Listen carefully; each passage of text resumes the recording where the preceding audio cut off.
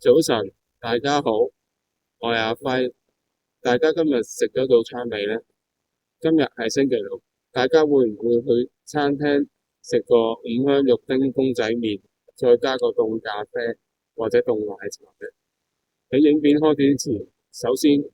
同大家思考一個問題：點解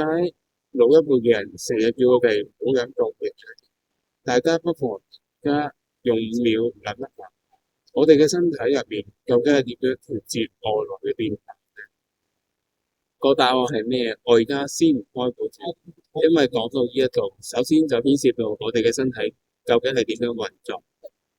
上一集我哋有提到有一本書叫做《人體使用手冊》，書入面講嘅係原來我哋嘅身體係有使用說明書嘅，但好多人其實都唔知道，亦從來冇人教過我哋。就好似你買咗一部洗衣機或者雪櫃，佢都有使用說明書啦。所以今日我就簡介一下呢本書嘅內容，同大家分享一下人體嘅使用說明書啦。原來我哋人體入面有好強大嘅 AI 系統去維持身體嘅健康狀態。首先我要同大家介紹一下我哋身體入面 AI 係點樣協調身體嘅能量系統嘅。眾所周知，我哋身體係需要能量去維持正常運作，但如果能量唔夠嘅時候會點呢？其實如果能量唔夠，我哋身體就好似汽車冇油一樣，又或者電腦冇電一樣，造成嚴重嘅運行障礙，甚至完全唔行。因此，如果我哋長期能量唔夠嘅話，必定會對身體造成好大嘅，亦好可能係各種慢性病嘅主要原因。既然能量對身體係咁重要，咁如果能量唔夠嘅時候，我哋嘅身體會點樣去應變呢？所以接住落嚟，我再同大家介紹一下身體嘅資源管理系統。書入面有講到，我哋身體嘅系統係有高度嘅智慧，亦即係我所講嘅 AI。當我哋長期能量唔夠嘅時候，亦即係長期體力透支嘅時候，我哋嘅系統係可以盡量喺唔影響人體正常運作嘅前提下，由身體各個部位調動資源去供應人體透支嘅所需，直到所有資源全部用盡為止。最近大家有睇新聞都知道啦，今個財政年度因為財赤嚴重，公務員又要被凍薪啦，政府甚至要削減1萬個公務員職位添，仲有老人家2蚊搭車優惠都要設限制啦。簡單啲講，政府就係要開源節流。我哋身體入面嘅 AI 其實都係一樣，佢就好似一間公司嘅財務部。當財務緊縮嘅時候，佢就會選擇唔重要嘅部門去削減開支，再來就係炒人，甚至取消呢個部門。同樣地，當人體長期能量唔夠嘅時候，佢就會選擇比較唔重要嘅機能，逐一減少能量嘅供應。久而久之，因為長期能量供應不足，身體各個器官嘅功能就會出現。如果最後去到冇得可以再削減能量供應嘅時候，身體甚至會將肌肉嘅組織都改變成俾人體去使用，就好似一間公司去變賣資產換取流動資金一樣。而你見到一個人，如果突然間去暴瘦嘅話，好可能佢嘅身體能量不足嘅地步已經去到要消耗肌肉組織嘅地步。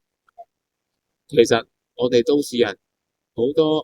好可怕嘅慢性病都係因為咁樣而產生。好啦，大家初步有個概念，明白咗身體大致上係點樣運作之後，同埋知道咗身體嘅運作係根據緩急輕重去分之後，我哋不妨再思考一下影片開頭嘅問題：點解老一輩嘅人成日叫我哋唔好飲凍嘢呢？答案就係飲凍嘢會令我哋身體能量嘅損耗好大。當你將一杯0度嘅凍奶茶或者凍咖啡飲落肚嘅時候，大家試想像一下，你嘅身體究竟需要由5臟6腑調動幾多能量去將呢一杯0度嘅凍咖啡或者凍奶茶原本去變成你身體原本嘅溫度，即係37度。當中又要消耗幾大嘅能量去做呢件事呢？呢個時候大家都應該明白，一般好似無傷大雅嘅凍咖啡、凍奶茶，佢嘅破壞力究竟係幾多？再者，如果你平時身體已經唔係咁，身體已經唔係好夠能量去應付日常所需嘅時候，你仲要再進一步加重身體嘅能量消耗，咁身體會發生咩事呢？可想而知，後果係會幾咁嚴重。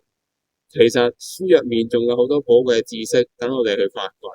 就好似當中有講到咩叫做真正嘅身體好，係咪冇病冇痛冇症狀就代表身體好呢？同時亦有詳細講到我哋身體強大嘅診斷維修系統，點樣先可以啟動自我修復嘅能力，咩時候先可以啟動，要滿足咩條件等等。睇完呢本書之後，相信你會好驚訝發現，我哋原來一直對自己身體嘅認知係咁錯誤。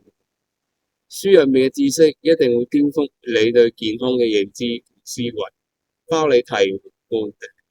最後我又問大家一個問題，同台5個人食飯，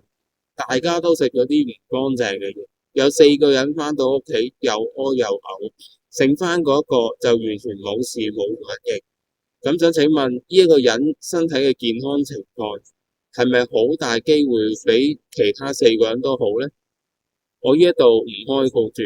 大家睇完呢本書就自然會知道答案。我喺影片下面嘅 comment 亦都放咗呢本書嘅連結，大家有興趣就去睇下。